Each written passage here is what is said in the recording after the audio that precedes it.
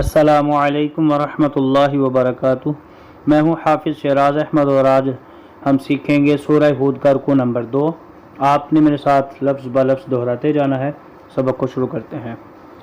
अऊज़ु बिल्लाहि मिनश शैतानिर रजीम।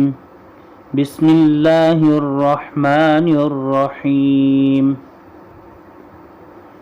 वलइन अज़क़नल इंसाना मिन्ना रहमतन सुम्मा नज़अनाहा मिन्हु इन्नहु लयऊसुन कफूर। वलइन अज़क़नाहु नअमाअ बअद ضراء मस्सतहु लयक़ूलन्न ذهب السيئات عني إنه لفرح فخور إلا الذين صبروا وعملوا الصالحات أولئك لهم مغفرة وأجر كبير فلعلك تارك بعض ما يوحى إليك وضائق به صدرك أن يقولوا لولا أنزل عليه كنز أو جاء معه ملك إنما أنت نذير والله على كل شيء وكيل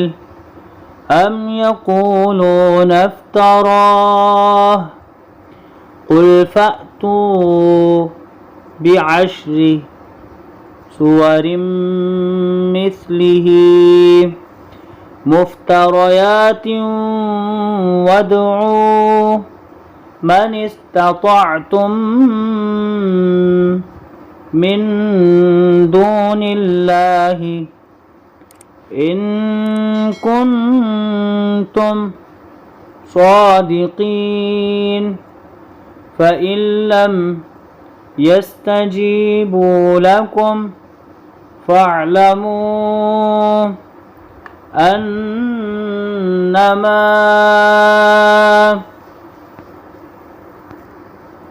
أنزل بعلم الله وأن لا إله إلا هو فهل أنتم مسلمون من كان يريد الحياة الدنيا وزينتها نوفي إليهم أعمالهم فيها وهم فيها لا يبخسون أولئك الذين ليس لهم في الآخرة إلا النار وحبط ما صنعوا فيها وباطل ما كانوا يعملون أفمن كان على بينة من ربه ويتلوه شاهد منه ومن قبله كتاب موسى إماما ورحمة أولئك يؤمنون به ومن يكفر به من الأحزاب فالنار موعده فلا تك في مرية منه إنه الحق من ربك ولكن أكثر الناس لا يؤمنون ومن أظلم ممن افترى على الله كذبا أولئك يعرضون على ربهم ويقول الأشهاد هؤلاء الذين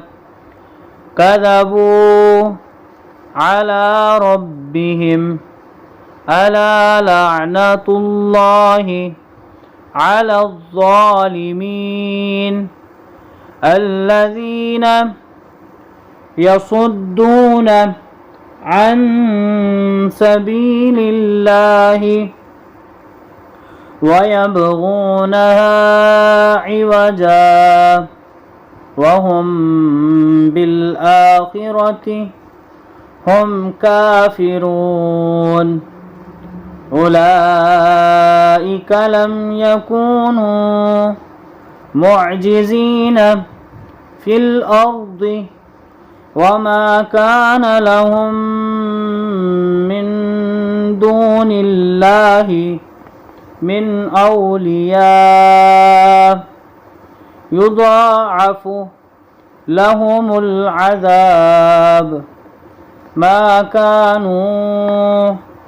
يستطيعون السمع وما كانوا